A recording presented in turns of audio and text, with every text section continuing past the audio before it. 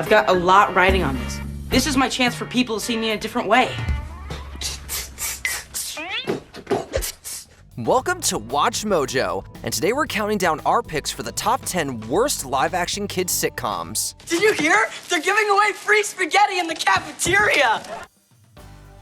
Number 10, The Naked Brothers Band. At this very moment, my brother, the one and only Nat Wolf, is shaving for the first time ever.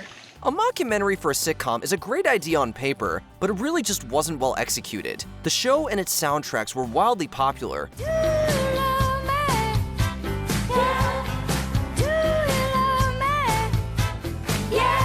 The premiere was even one of Nickelodeon's biggest at the time, but as we all know, popular doesn't always mean good. Plot lines and conclusions were often obvious and too on the nose. What happened to all the soda? I'm recycling them. We haven't even drunk them yet. You guys want to help the polar bears or not? Meanwhile, the characters were just a bit too goofy, even for the series' target audience. While the songs had serious potential, they were actually hindered by the scope of the show. At least we got Alex and Nat Wolf out of this. Look at these guys. Now their lives are passing them by too. You're right. I have to turn this tragedy into something positive. Number 9, Game Shakers. The only good thing about this show was the return of Kel Mitchell from Kenan and Kel. You're very late. Well, that's because I'm famous and I don't care. Even Mitchell was unfortunately not that great on the show, but it offered a nice bit of nostalgia for parents or older siblings watching along. I'm about to take this cable and plug it into my Trionic arm, and you're gonna take it and plug it into the computer and fix it. The show is about a group of friends who create a very successful gaming company, but the problem is, their games are kinda lame. What are you playing? A cool new game, Nasty Goats. There's no way their lukewarm ideas made them multimillionaires. The performances are decent enough for such young actors, but even that can't save the generally bad writing and tragically boring storylines. You eat my food, I eat yours. Number 8, The Haunted Hathaways. If you move into a haunted house, you gotta try to work things out. When the Hathaways moved to New Orleans, they discovered their new home is already inhabited by a family of ghosts. The conclusion we hope to see in Beetlejuice, these two families learn to cohabitate. We'll make it work. Louie and the boys will stick to the attic and the living room, and you girls will stay in the bakery. Deal? That'll work. Thanks, Ray. There was nothing. It's not a completely terrible premise, and it feels like there's a lot to work with. Unfortunately, the delivery is just off. Look what we found trying to blend in out on the square. Another human. Okay, coppers, so you got me. Got me good. But this dame don't squeal to no fuzz, see? Why do kids shows so often feel like they need to dumb down their dialogue and humor? Young viewers are smarter than adults give them credit for, and appreciate when their media doesn't talk down to them. The Haunted Hathaways could have had potential if not for this fatal flaw. I gotta go. Little help?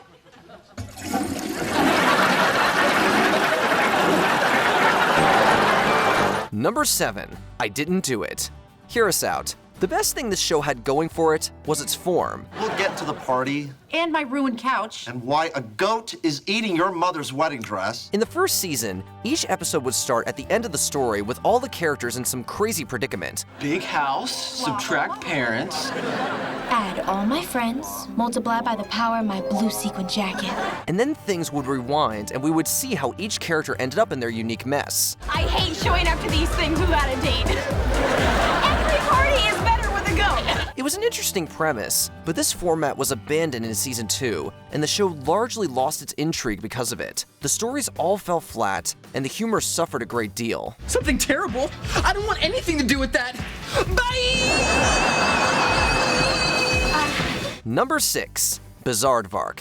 Yes, the show gave us Olivia Rodrigo, and that's about all it did. What's up, guys? I'm Paige. I'm Frankie, and we're Bizaardvark, coming to you live from my kitchen. The name of the series is incredibly appropriate because it really was just bizarre. Welcome back, Dirk. What up, PK?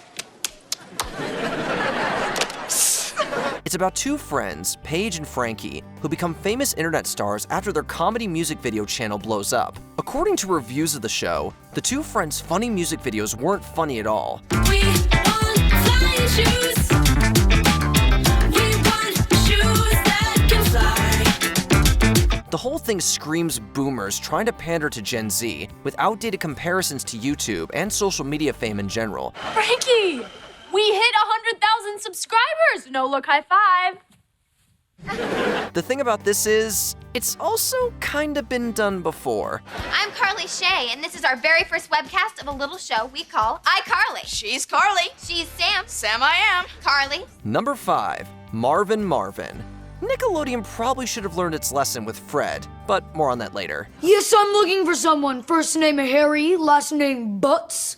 YouTube star Lucas Cruikshank played an alien named Marvin trying to assimilate to life as an Earth teenager. Where have we heard that before? Mork and Mindy, Kyle XY, Superman, or even Alf all did it first, and they all did it better. I'll take you places, make you treats, but first, a Clitonian back rub. The slapstick-style comedy of Marvin Marvin was difficult to find funny, and while we can appreciate Cruikshank's talents and what he built on YouTube, this character was just not it. My force field is rather powerful. Is it not, Dad Bob? Seeing as it only lasted a season, it seems audiences agreed. In your face, Marvy! Don't shut me off. I'm too young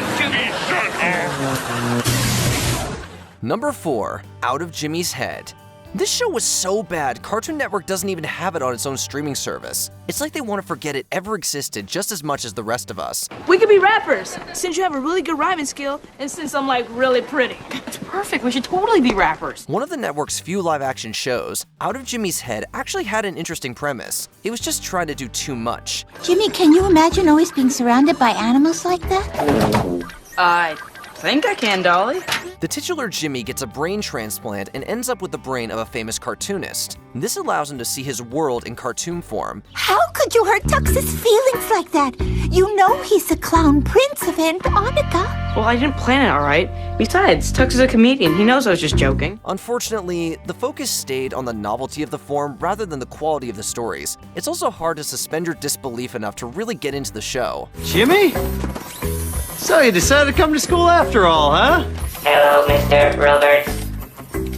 I mean, Jimmy's dad. Number 3, Jonas.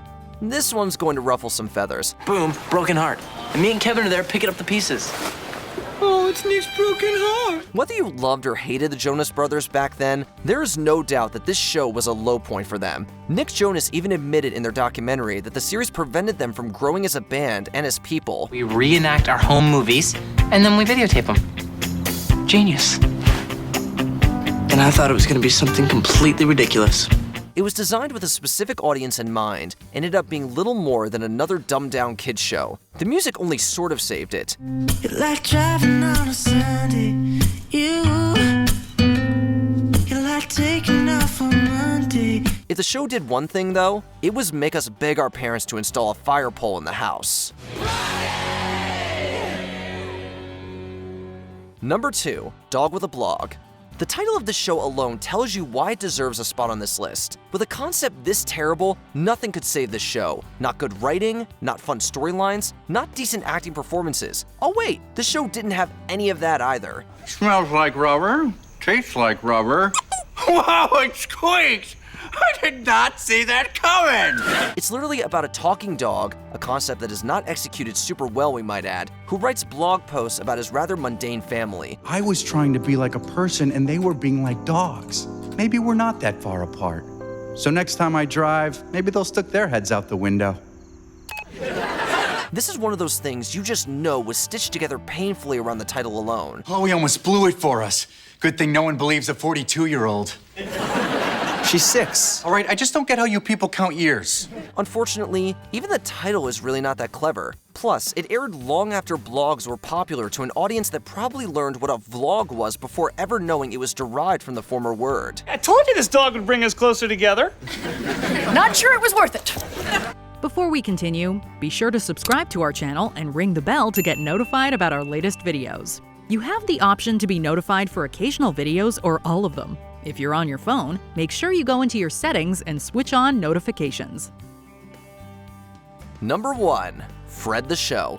How that purposefully annoying voice ever got an actual show on a network is beyond us. This is perfect for my science fair project! Yay! For short-form funny videos online, it worked, as evidenced by its staggering popularity. Fred was even the first channel to hit 1 million subscribers on YouTube, so credit where it's due. With that said, the internet and cable TV are two completely different worlds. We're not sure how big a hand Lucas Cruikshank actually had in the writing, but we feel like it was very little. The lady and I would like cheese fries out on the veranda. Yeah, well, whatever, Fred. I don't have to do that. The jokes that made it meme-worthy online did not translate into the show, and none of the stories were ever anything of substance. It just read as overall really immature instead of a fun, silly time. Is that a robot monkey? What? What do you think is the worst kids sitcom? Let us know in the comments. Man, I'm bored. Did you enjoy this video? Check out these other clips from WatchMojo, and be sure to subscribe and ring the bell to be notified about our latest videos.